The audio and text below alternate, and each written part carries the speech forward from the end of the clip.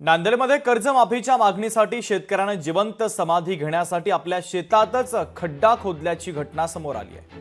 नांदेडच्या देगलूर तालुक्यातील हाळी येथील शेतकरी शंकर जाधव पाटील यांनी जिवंत समाधी घेण्यासाठी खड्डा खोदलेला आहे। सरकारने संपूर्ण कर्जमाफी न केल्यास येत्या 3 एप्रिलला जिवंत समाधी घेण्याचा इशारा त्यांनी सरकारला दिलाय।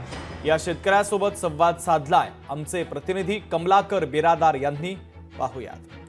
महायुती सरकारनं विधानसभेच्या निवडणुकीच्या पूर्वी शेतकऱ्यांना वेगवेगळी आश्वासनं दिली होती। त्या आश्वासनाची पूर्तता अद्यापपर्यंत झाली नाही। त्यामध्ये जर बघितलं तर आता आपण पाहतोय, आपण देगलूर तालुक्यातल्या हाळी गावामध्ये आहोत। हाळी गावामध्ये शंकर पाटील जाधव आहेत।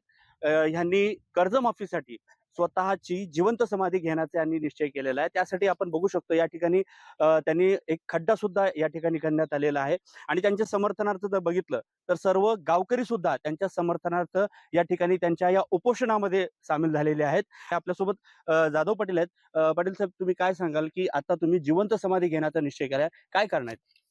नमस्कार, मी शंकर जाधव बापूराव पाटील हाळीकर। माझ्या मागण्याच्या संबंधामध्ये सरकारला बरेच वेळेस निवेदन दिलेले आहेत। मागच्या ऑगस्टमध्ये सुद्धा मी 6 दिवसाचा उपोषण केलेला होता माझ्या मागण्यासंदर्भात, कर्जमाफी आणि इतर काही मुद्द्यासाठी। तर तेच मुद्दे घेऊन मी आज सुद्धा उपोषणाला बसलेलो आहे। जिवंत समाधी घेण्याचा मी शासनाला निवेदन दिलेलं आहे। कलेक्टरला, तहसीलदारला आणि उपजिल्हाधिकारी, पोलीस स्टेशन व सर्वांना निवेदन दिले आहेत। त्या धर्तीवरती मी समाधी घेण्याचा निश्चित ठाम निर्णय घेतलेला आहे। 31 मार्चच्या पूर्वी कर्ज भरा असं म्हणून अजित पवारांनी परवाच आवाहन केलेलं आहे शेतकऱ्यांना। अशा ह्याच्यावर काही शेतकरी जर आपल्या डोक्यावर परिणाम करून घेऊन आपण आता कर्ज भरू शकत नाही आणि आपलं कसं होईल असा उद्देश करून जर आत्महत्या केली तर त्याची रिस्पॉन्सिबिलिटी कोण?